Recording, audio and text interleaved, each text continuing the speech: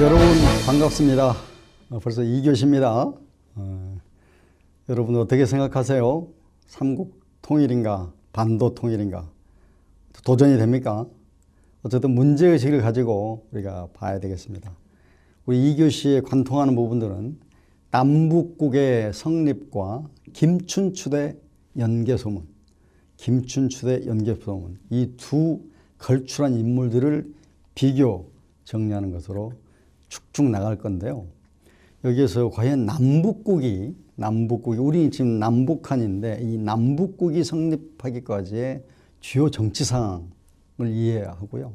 그 다음에 그 정치 상황 속에서 각 인물들의 주요 역할을 조망하고 그 특징들을 잡아내는 것. 이게 우리의 학습 목표가 되겠습니다. 그래서 남북국 성립까지의 주요 정치 상황, 그리고 그 정치 상황 속에서 각 정치 인물들의 주요 역할과 특징, 이걸 잡아보는 것이 오늘 학습 목표가 되겠습니다. 자, 영원한 승자는 없다. 백제복수전입니다. 이 삼국시대는 그 2주 때 이 삼국시대가 자세하게 언급이 됩니다. 그러니까 이거는 남북국까지 관통해 나가는 일사천리로 쭉 가는 과정들을 보기 때문에 쭉쭉쭉쭉 지나갈 겁니다. 그래서 이 삼국시대는 고구려, 백제, 신라 이 삼국이 상쟁하는 시대입니다. 피 터지게 싸우는 시대인 거죠. 그래서 이 삼국시대 중에서 처음 초반은 한 4세기경 이때는 백제의 전성기였습니다. 백제가 그냥 포효하던 시기였습니다. 그런데 그 뒤에 그 고구려에서 광개토 대왕이 등장하면서 주도권은 고구려 넘어갑니다. 그리고 장수왕 역시 남진 정책으로 해서 활발한 정복 사업을 하게 되는 거죠. 그렇게 되니까 어떻게 됐어요? 신라하고 백제가 쪼그라들거든. 그래서 야, 고구려에 대항하기 위해서 우리 나제 동맹을 맺자. 그래서 신라하고 백제가 동맹을 맺습니다. 동맹을 맺어서 고구려를 견제해 들어가게 됩니다. 그렇지만 이 동맹은 영원하지 않습니다. 어쨌든 신라의 진흥왕이 백제와 연합해서 한강 유역을 탈환했어요. 고구려로부터 탈환했는데 뭔 이유인지는 모르지만 백제가 차지하고 있던 한강 하류 신라가 공격해서 뺏어버려요. 그렇게 되니까 나제 동맹은 당연히 깨지죠. 그래서 왜 그랬는지는 모르겠어요. 기록들이 잘 없고. 그런데 그렇게 되니까 백제로서는 이제 배신당한 거지. 백제는 배신당했으니까 이제 복수전을 하는 거예요. 그래서 막 치고 들어가는 거죠. 그래서 백제 성왕이 신라를 공격합니다. 그래서 관산성 정투에서 성왕이 전사하면서 패배를 해요. 여기서. 그래서 더 이제 막 열불이 나는 거죠. 그래서 이 끝없이 백제가 복수전을 펼치는데 7세기로 넘어오면서 백제의 복수전이 한층 더 심해집니다. 백제의 공격은 위덕왕과 무왕대에도 계속되었고 의자왕 때, 잘 아시죠? 의자왕, 삼천궁녀. 의자왕이 즉위하면서 더욱 격렬해집니다. 그 의자왕이 처음에는 굉장히 그 국가를 위해서, 나라를 위해서 열심히 했었어요. 그래서 신라의 서쪽 지역 40여 개 성을 빼앗습니다.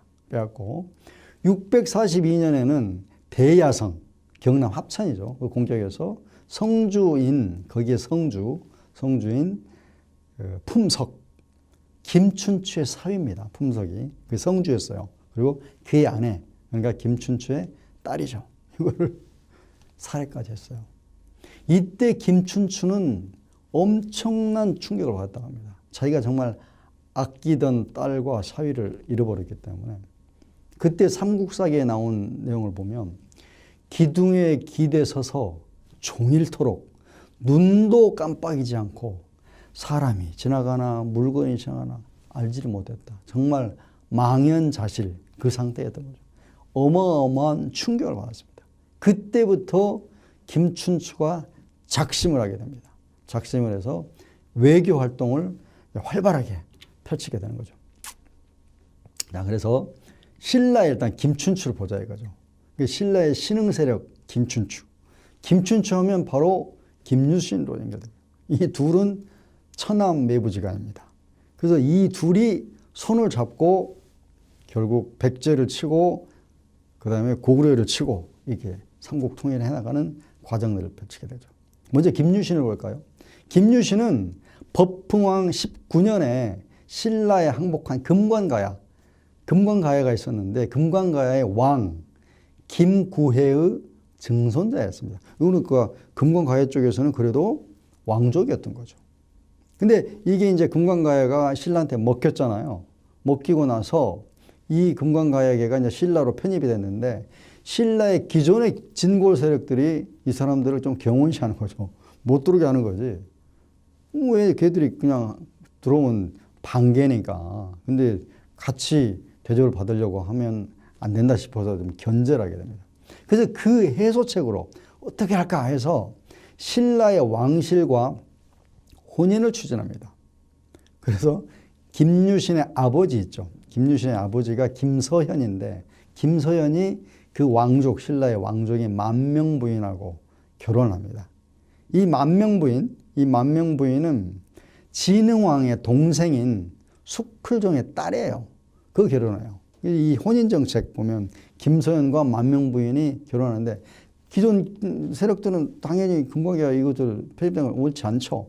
그런데 그 아버지 반대 부르고 혼인을 밀어붙여요. 그리고 또한 그 김유신이 또 이 책략을 써서 자기 동생이 문희란 여동생인데 이 그 삼국유사에 보면 김유신이 아주 계획적으로 김춘추하고 자기 동생을 묶어주는 것을 합니다. 그래서 김유신이 김춘추와 공차다가 김춘추의 옷고름을 일부러 자기가 밟아가고 뜯어지게 만들어요.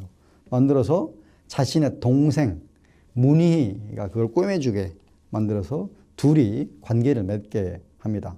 그럼 그러니까 문희가 당연히 임신을 하게 됐죠. 임신을 하게 됐는데도 김춘추가 혼인 안 하려고 그래요. 결혼 안 하려고. 그러니까 그 선덕여왕 김춘추의 큰이모죠. 큰이모한테 일러 바쳐요.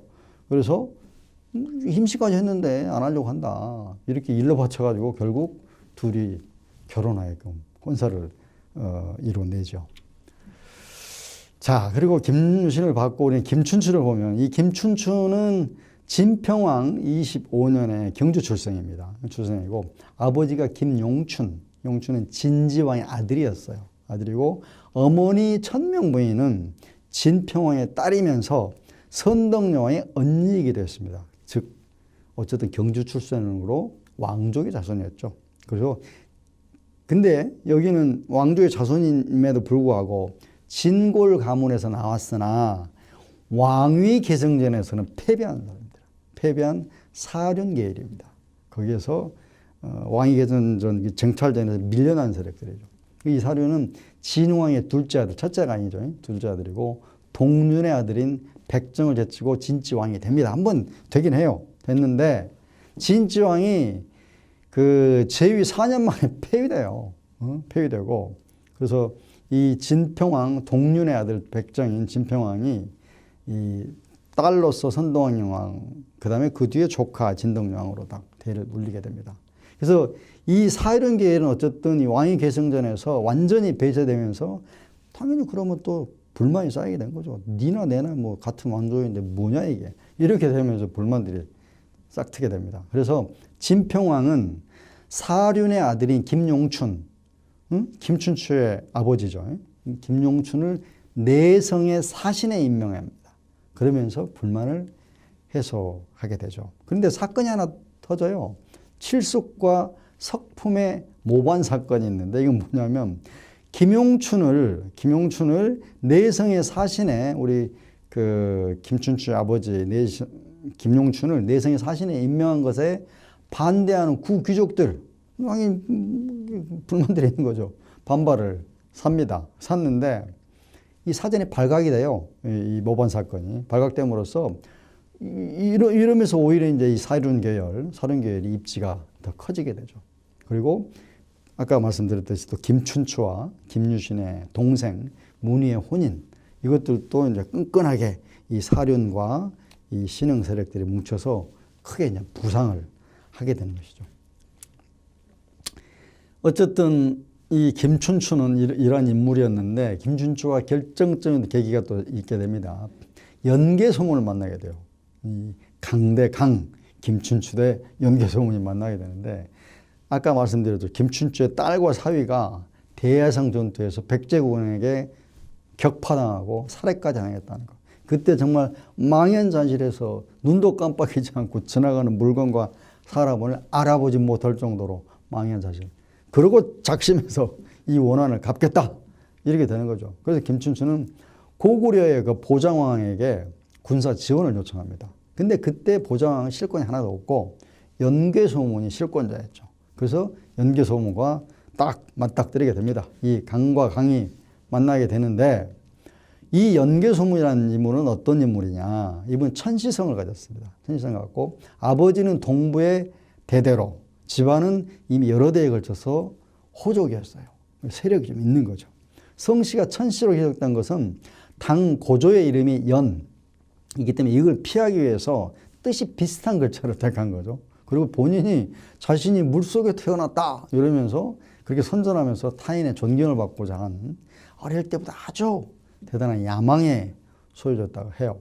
그래서 자기 아버지 그걸 직을 이어받으려고 하니까 사람들이 아유 저 양반은 얘가 좀 잔인하고 포악하니까 안 된다고 응? 막 반대를 해요. 그러니까 그때는 또 딱 엎드립니다. 그래서 자기의 잔점을 인정하고 용서를 빌어요. 용서해 주세요. 그리고 설득해서 어쨌든 최고의 관직인 망리지까지는 다 올라갑니다. 올라갔어요. 딱 오르자마자 또 연개소문은 다시 자기 성질을 어디 버립니까? 그래서 다시 흉악무도해지자 대신들이 저 제거하자, 날리자 하고 왕하고 비밀리에 의논해서 죽이려고 작당을 합니다. 근데 이런 연개소문 같은 이런 분들이 대부분 다 이 첩자들을 많이 둬요. 첩자를 둬서 이걸 잘 관리를 합니다. 잘 관리를 해서 그 소문을 먼저 듣죠.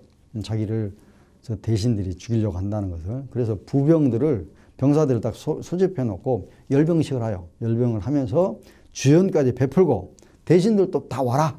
이거 초대를 합니다. 그래 놓고 나서 다 몰살을 시킵니다. 다 죽여버려요. 다 죽이고 여세를 몰아서 아예 궁중으로 몰려가가지고 영유양까지 죽이고 그 왕의 조카 보장왕을 허수아비로 이렇게 세워놓는 거죠. 자, 어쨌든 이 실권을 장악한 연개소문은 천리장성의 축조의 책임을 맡으면서 권력자의 지위에 아예 딱 오르게 됩니다. 이 천리장성을 축조하는 이유는 고구려가 수나라 군사를 물리쳤어요. 그래서 그걸 기념하기 위해서 요서 지방에다 전선 기념물을 세웠는데 당이 그걸 막 파괴하는 거라. 그래서 위기감이 조성되니까 천리장성 축소하자. 이러면서 이 장성들이 다 그쪽으로 가고 이러면서 이 보정왕이라고 허수아비를 내세운 그가 대망리지. 이거는 행정과 군사까지 다 장악한 막강한 독재 권력을 행사한 거죠. 근데 이 연개소문이 얼마나 독재적이고 오만한 거였냐. 이거를 문헌을 통해서 보면 구당서 동의전에 보면은 그는 수염과 얼굴이 매우 준수하고 걸출하였다. 몸에는 항상 5자루의 칼을 차고 다니는데 주위 사람들이 감히 쳐다볼 수 없었다. 언제나 그의 관속을 자기가 데리고 있는 사람들 관속을 땅에 엎드리게 해서 그러니까 그 말이 있으면 말을 올라타기 위해서 말 안장을 타기 위해서 이 사람의 등을 밟고 올라가는 거예요. 등을 밟고 올라가요. 이를 밟고 말을 탔으며 말에서 내릴 때도 마찬가지로 밟고 내리고 그리고 외출할 때는 반드시 의장대를 앞세워서 선도주가 큰 소리로 대망나지가 나섰다 뭐 이러면서 물리치면서 백성들은 감히 두려워서 피해서 갱속으로 숨어들었다. 이럴 정도로 무시무시하게 자기를 이렇게 치장하고 다녔던 거죠. 자, 이러한 김춘추와 연개소문이 외교전을 펼치면서 만나게 됩니다. 그래서 김춘추가 이 백제를 물리치기 위해서 이 서력하기 위해서 저 고구려에 가서 연개소문을 만났는데 연개소문이 한 수 더 치는 거죠. 야, 우리 고구려한테 중령 이북 충북 쪽입니다. 그 이북 땅을 다 줘라 얘기하는 거예요. 그럼 우리 해주겠다. 아니, 그건 도대체 말이 안 되는 거지. 신라가 그건 안 된다. 그거는 말이 안 됩니다. 했더니 이게 연개소문이 안 된다고 무슨 소리야. 그래서 당장 옥에 가둬라. 그래서 그냥 옥에 갇히는 시대가 돼버리는 거예요. 그래서 일단 김춘추가 이 난감해 하다가 그 대부분 이 독재자들은 뇌물을 좋아합니다. 그래서 뇌물을 갖다 바치고 그리고 이 그냥 들어준다고 해라. 들어준다고 이렇게 거짓부렁이를 하고 이러면서 겨우 빠져나와요. 그래서 신라로 돌아와서 결국 고구려하고 신라는 이 파국을 맞게 되는 거죠. 그래서 이제 등을 지게 됩니다. 그래서 돌아와서 김춘추는 이제 진덕여왕을 즉위시켜요. 즉위시키고, 그러니까 진덕여왕 해놓고 나니까 자기가 이제 완전 실권을 다 장악했죠. 그래 놓고 어떻게 하느냐. 구귀족 세력인 상대등, 비담과 염종의 반란을 진압하면서 완전히 실권을 장악하고 이 정권 안정을 되찾은 김춘추는 일본 외화 연합을 도모하기 위해서 외국으로 향합니다. 근데 왜 그때 외국으로 그 일본으로 갔느냐? 요 일본은 그 소가시를 제거하고 들어선 다이카 개신 정권이 있었는데 얘들은 당과의 관계 개선을 원했어요. 근데 당이 그 일본한테 다이카 정권이 군사 지원을 하도록 압력을 거해요. 근데 얘들은 친백제 정권이었거든요. 그래서 친백제 정권을 하는데 이 다이카 정권 소가시가 이걸 거절했어요. 그래서 20년 동안 국교가 단절된 상태였습니다. 그래서 일본은 당이 필요했던 거죠. 이것을 잘 알고 김춘추가 야, 우리가 당하고 저 관계 개선 해줄게. 이러면서 접근하게 되죠. 그래서 김춘추가 어쨌든 군사지원을 당에다가 먼저 합니다.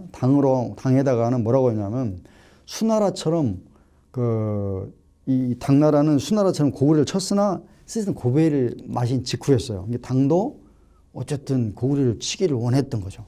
그리고 일본은 어쨌든 또 당하고 이 관계 요청이 필요했던 거고. 그리고 당 관계 개선해주겠다. 이러고. 근데 이유는 알 수 없는데 나당 연합군이 백제 전투 과정 이때에서 이 일본은 다이카 정권은 백제를 도와줘요. 이게 백제의 문화가 이렇게 전통이 그쪽으로 가 있어서 그런지 항상 일본하고 백제는 같은 생각들을 갖고 하게 됐습니다. 그래서 신라와 당의 협조 관계가 성립이 되는데 당은 신라를 이용해서 백제를 먼저 공격한 후 고구려를 공격하겠다 이런 심산이 있었고 신라는 당의 협조로 백제를 쳐야 되겠다 이렇게 해서 의기투합이 됩니다.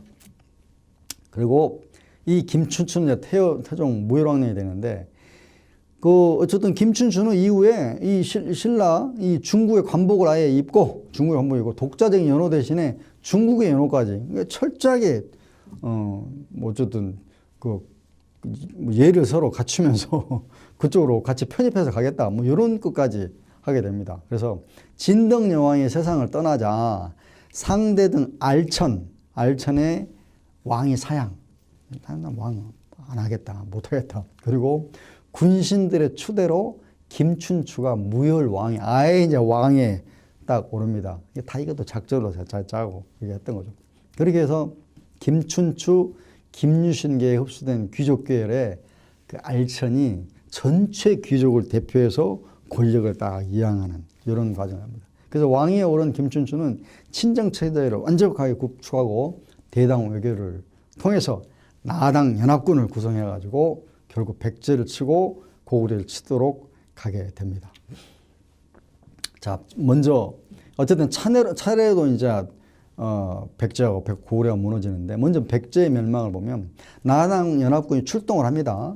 백제 의자왕 20년에 신라 무열왕은 7년이고 660년이죠. 이때 그 당나라 소정방이 13만 군대를 거느리고 산둥반도를 출발해서 백제를 진격하고 신라에서는 김유신 장군이 5만의 병력을 거느리고 전장으로 출당을 합니다. 그래서 날짜를 딱 정해놓고 그 양군이 합류해서 사비, 부여라 그러죠. 부여. 거기를 치기로 딱 결정하고 출군한 거죠.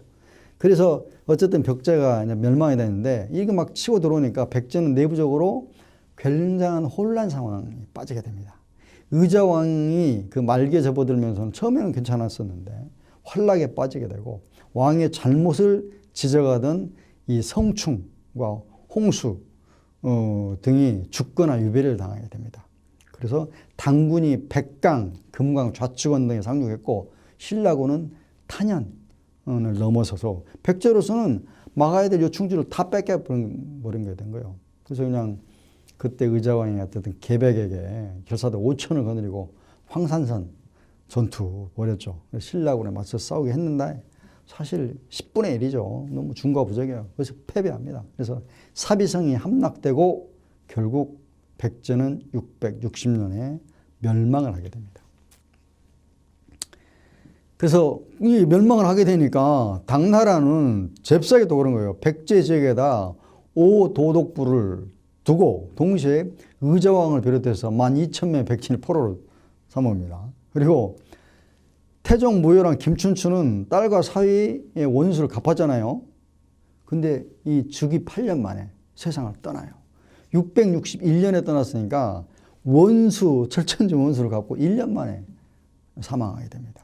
그래서 고구려 정벌은 아들한테 넘어가죠. 아들 문무왕으로 넘어가게 됩니다. 자, 이제는 이제 백제가 무너졌죠. 나당연합군에서 백제가 무너지고 그 다음에 이제 고구려로 진군하게 돼갑니다. 이 당이 고구려를 공격하죠. 661년에 당은 소정방에게 서해를 건너서 고구려 평양성을 공격하게 합니다. 그래서 당군은 6, 7개월이나 평양성을 공격합니다. 근데 그때 어쨌든 연개소문은 이들의 공격을 막아내요. 막아내고 그래서 평양성으로 향하던 신라군도 심한 추위로 고전했고 결국 당군은 후퇴를 했습니다. 처음에 후퇴를 했고 그리고 당은 이렇게 공격을 계속하고 나서 물러났지만 고구려 자체가 이 항상 망하게 될 때는 내부가 불안해져요. 내부 상황이 급격하게 나빠집니다. 이 나당연합군의 공격에 국력이 소비됐죠. 그리고 연개소문이 죽어요. 죽고 나서는 권력 쟁탈전이 아주 심하게 요동을 칩니다. 그래서 연개소문의 맏아들 남생은 동생 남건에게 쫓겨서 국내성으로 도망을 가고 거기 가서 당의 요청을 오죠. 도움을 요청하는 그런 지경에 이르고 연개소문의 동생 연종토는 12성과 함께 신라에 또 투항을 합니다. 그러니까 내부가 이렇게 분열하게 되는 거죠. 그래서 당은 이세적에게 고구려를 다시 공격하게 합니다. 그게 667년입니다. 그래서 남생은 아까 당으로 갔다 그랬죠. 당군의 길라잡이가 돼가지고 고구려 멸망에 앞잡이 된 노릇을 하고 그래서 당군은 여러 성을 점령한 뒤에 결국 마지막 평양성을 딱 포위합니다. 포위하고 1년 동안 그래도 버텨요. 1년 동안 항쟁을 해보지만 보정은 결국 남산을 보내서 항복을 하게 됩니다. 그 이후에 또 어쨌든 항복 후에도 남건은 끝까지 대담 항쟁을 벌이나 역부족으로 결국 평양성이 점령이 됩니다. 그게 바로 668년에 점령이 된 겁니다. 자, 어쨌든 오랜 세월 동안 중국의 침략을 막아온 고구려가 멸망한 이유가 뭡니까? 연개소문이 남긴 독재 정치의 후유증이 굉장히 컸던 겁니다. 어쨌든 김춘추의 연합작전 제의를 거절해버렸잖아요. 거절했고 당에 대해서 결연한 항쟁의 자세. 그러다 보니까 고립이 된 거지. 그리고 당 태종은 연개소문의 시역을 문제한다는 구실로 보정한 5년에 여기서 하시면 대군을 끌고 수련 약물로 궁궐을 침공했어요. 그래서 나당 연합군의 침공이 661년이었는데 당과 신라 양국에 대한 배타적 외교 결과로 고립무원이 되면서 끊임없는 내후 외환을 걸을 수밖에 없었던 거죠. 그리고 이 독재자들, 연개소문이 보편적으로 쓰는 방법이 강경 외교내손이에요. 그래서 국민적 위기감과 긴장감을 조성해서 국민들 단결케 하고 불만과 고통을 감수하게 해서 아주 효과적이기 때문에 그런 식으로 긴장을 계속 하는 거죠. 근데 이거는 일시적 방편이에요. 그 위기감과 긴장감이 한때인 거지. 평상시에 그 위기감, 긴장이 살 수 있겠어요? 안 되는 거예요. 그래서 독재자가 죽으면 후계자 이 다툼과 권력 누수 현상으로 해서 체제가 급격하게 붕괴되고 독재 정치의 일반적인 타락에 그리고 나락으로 떨어진 현상들이 발생이 됩니다. 그래서 연개소문이 죽자 고구려는 힘도 쓰지 못하고 결국 무너져서 멸망하게 되는 것이죠. 자, 그런데 이 당과 이 신라, 이 숨겨진 우도들이 서로 달리 있었던 거예요. 당은 이 평양 이북에만 차지하기로 신라와 약속을 했었어요. 그런데 이 당나라는 그 백제를 물리친 후에 이 지역에다 자신들의 직할 영토로 아예 편입하려고 했고, 당은 아예 또 신라까지도 계림 도독부라 칭하고 문무왕을 그에다 임명을 합니다. 그래서 신라도 독자적 주권 국가가 아닌 당 영토로 간주하려고 해요. 그래서 그와 더불어서 또 당은 고구려를 멸한 뒤에도 또 그 땅에다가 구도독부하고 그 밑에 42주 백현을 설정해. 완전 지 땅이야, 지 땅. 진짜 하는 거예요. 그러니까 신라가 보니까 이게 웃긴 거지. 그 당에다가 강력하게 대응을 합니다. 그래서 고구려에게 안성을 거느리고 온 사천여호와 함께 금마저, 익산이죠. 익산에다가 고구려 왕으로 삼게 배치하고, 그 다음에 고구려 지역에 대해서도 적극적으로 지원을 해서 건모잠이나 안성의 부흥운동, 고현무가 당군을 공격하게 하고, 이렇게 해서 어쨌든 당은 매초성 전투하고 기벌포 전투에서 신라군한테 패배합니다. 그래서 이 당은 결국 평양의 안동도호부를 요동성, 요양으로 옮기고, 신라는 대동강하고 원산만을 잇는 이남의 땅을 완전하게 차지하는 요 과정까지 가게 됩니다. 자, 그렇게 해서 신라는 삼국 통일의 위협, 역사적 의의를 달성했습니다.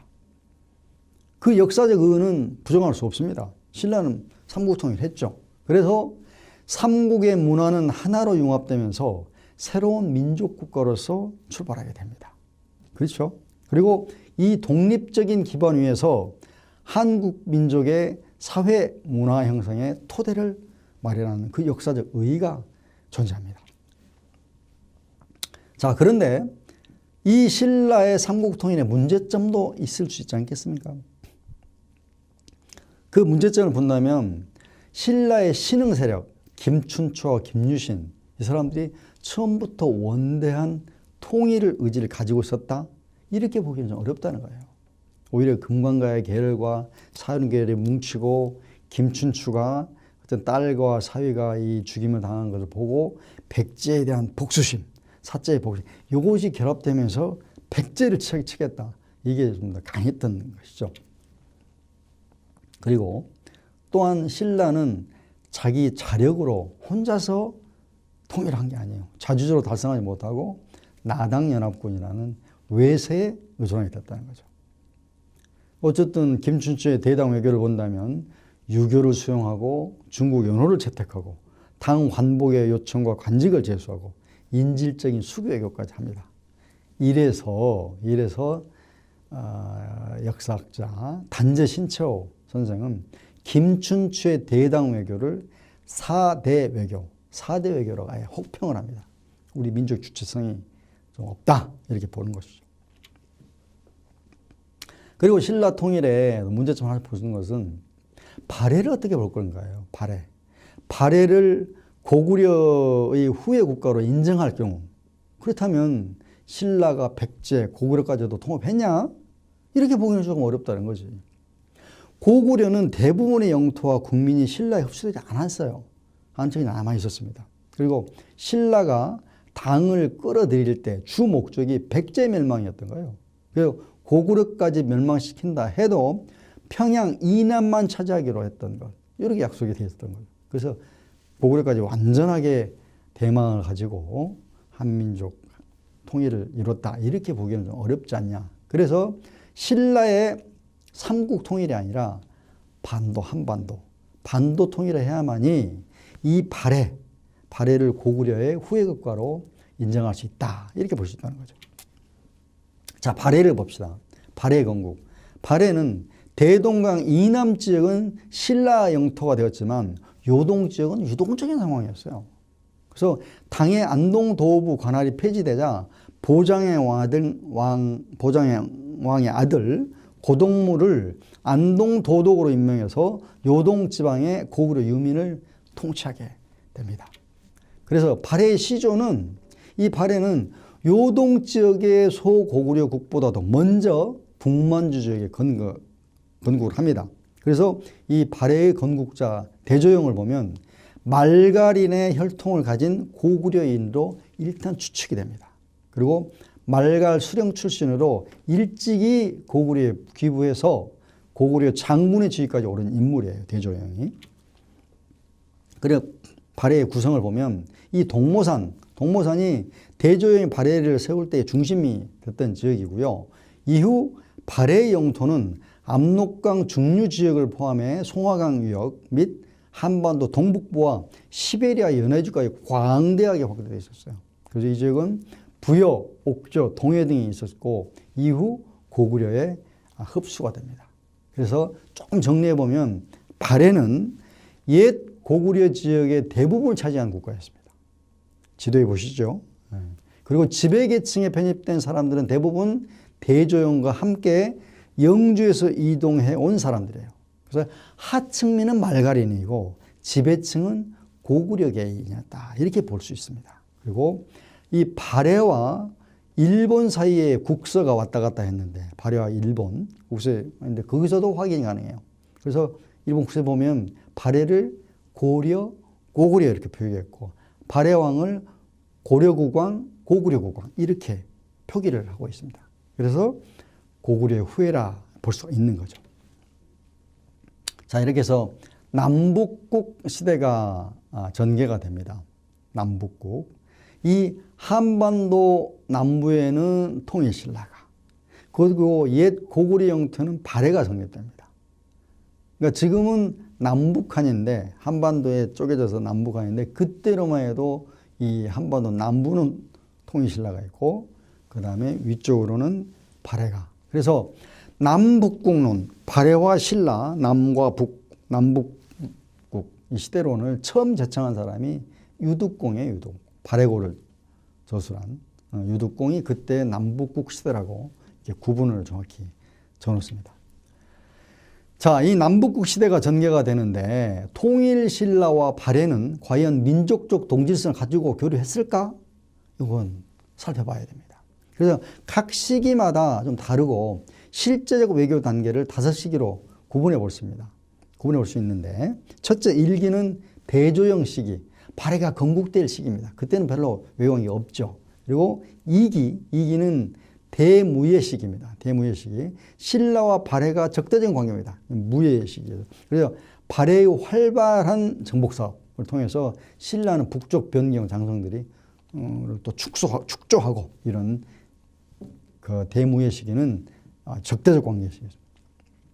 그리고 3기는 대흠무 시기입니다. 이때는 그 발해와 신라가 아주 활발하게 교류한 시기예요. 그래서 발해는 도읍을 상경 용청부로 옮겨서 발전의 기틀을 마련했고 당으로부터 발해 국왕 칭호를 받아서 독립국가의 왕으로서의 인정을 받습니다. 그 4기는 대인수 시기로서 신라 쇠퇴, 발해 부상, 양국 적대 관계 이렇게 되는데 발해의 전성기로 신라를 공격해서 영토를 빼앗고 여러 군읍을 설치했던 그래서 요사에 보면 5경 15부 62주를 설치하게 됩니다. 그리고 마지막 5기는 대인선 시기인데요.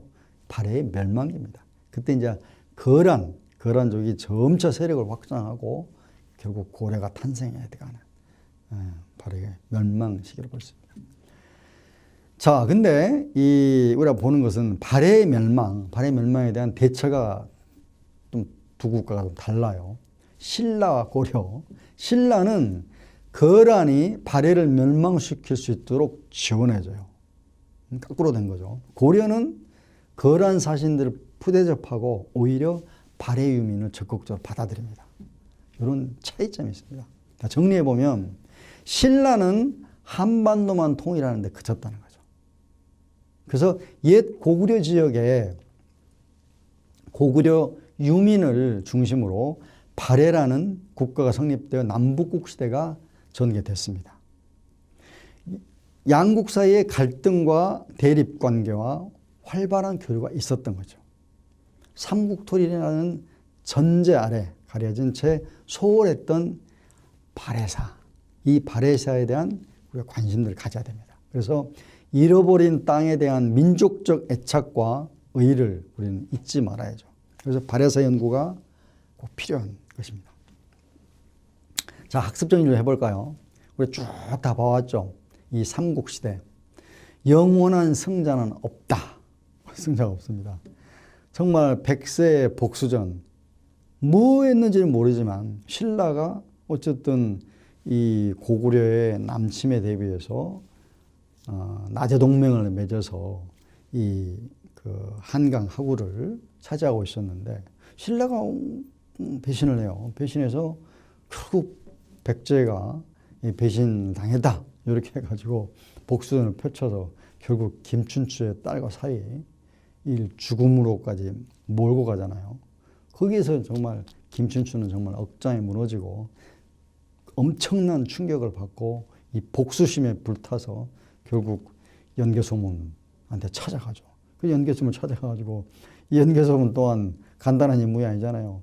어쨌든 거기 가서 혹을 때리다가 혹을 붙여서 나오는 이렇게 해서 결국 이 고구려하고는 등을 지게 되고 등을 지게 되니까 결국 김춘추는 왕위에 등극하고 나서 바로 나당연합군을 만들어내죠. 나당연합군을 만들어서 나당연합군에 의해서 결국 차례로 무너지잖아요. 백제가 660년에 무너지고 고구려 668년에 무너지고 이렇게 되면서 나당연합군에 의해서 백제와 고구려가 무너지고 그리고 통일이 완성되는데 또 당이 어쨌든 그 자기들 땅인 양 백제에다가 고구려에다 신라마저 언니 자기 복속국화하는 부분들 그런 배신을 때리니까 또한 신라는 여기에 맞서서 견결하게 또 싸우고 이러면서 한반도의 통일을 이루게 됩니다. 그런데 우리가 봤듯이 이 삼국 통일에 대해서 어쨌든 몇 가지 아쉬움이 있죠. 가장 큰 건 뼈아픈 게 어쨌든 외세를 끌어들여서 외세와 함께 했다는 거 이게 문제가 됩니다. 그래서 이 고구려의 후예국가 발해 우리를 이거를 잘 봐야 되겠습니다. 그래서 남북조 시대 발해와 이 통일신라 이 남북조 시대가 있었던 것 그걸 위해서 우리는 우리 민족의 주체성을 바라보면서 고구려 후예 국가인 이 발해에 대해서도 철저히 좀 연구하고 넘어가야 될 것입니다. 자, 이렇게 해서 1주차에 대해서 역사란 무엇인지 그리고 삼국 통일의 과정과 남북 시대 이것을 개괄적으로 훑어보면서 정말 우리가 정말 삼국 통일을 진정으로 했는지 아니면 반도 통일을 했는지를 우리 문제의식을 가질 수 있었습니다. 이렇게 해서 1주차를 마치고요. 2주차에는 제가 예고해 드렸던 대로 어쨌든 삼국시대 이게 남북국시대까지 갈 때까지 과정 속에서 삼국시대 끊임없는 쟁패의 과정 이 과정에서 삼국시대의 이 성왕하고 진흥왕이 어떻게 대결하면서 서로 상정을 펼쳐나가는가 이것들을 우리는 2주차에서 만나보도록 하겠습니다. 여러분 수고하셨습니다.